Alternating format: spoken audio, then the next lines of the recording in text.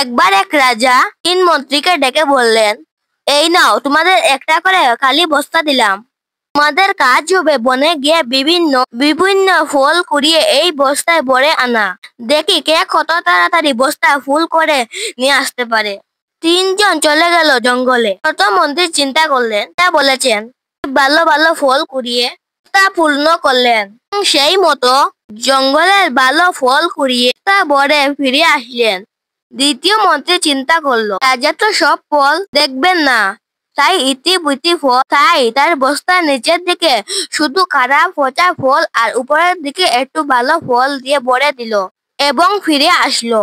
দ্বিতীয় মন্ত্রী চিন্তা করলো, রাজার এমন সময় কোথায়? বস্তা খুলে খুলে দেখবেন, তিনি শুধু দেখবেন বস্তা পূর্ণ হয়েছে কিনা।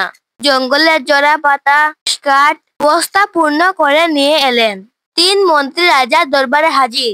রাজা সবার বস্তা পূর্ণ দেখে খুবই খুশি হলেন। তিনি বস্তাগুলো খুলেও দেখলেন। তৃতীয় মন্ত্রী নিজের বুদ্ধির কথা চিন্তা করলেন, নিজেকে তার খুব বুদ্ধিমান মনে করতে লাগলেন। রাজা একটু সময় নিয়ে তার সিংহাসনে বসলেন এবং ঘোষণা করলেন, এই 3 মন্ত্রীদের তার বস্তা সহ 7 দিনের জন্য কারাগারে পাঠিয়ে দাও। প্রত্যেকের দিন আলাদা আলাদা কক্ষে রাখা হোক। এই 7 দিনে তাদের কোনো পক্ষে খাবার দেওয়া হবে না। এই কথা সেই কাজ। 3জনকে কারাগারে পাঠানো হলো।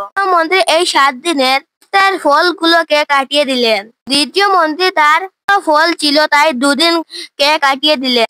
বাকি দিনগুলো পচা ফলকে কাটিয়ে দিল এবং তিনি অসুস্থ হয়ে পড়লেন। তৃতীয় মন্ত্রীর বস্তায় কোনো ফলই ছিল না, তাই তিনি না খেতে পেয়ে কারাগারেই মারা গেলেন। বন্ধুরা, আমরা যদি ফাঁকি না দিয়ে সঠিকভাবে শিখে পড়াশোনা করে বড় হই, তবে এর ফল আমরা যখন কর্মক্ষেত্রে যাব তখন ভুগতে পারবো।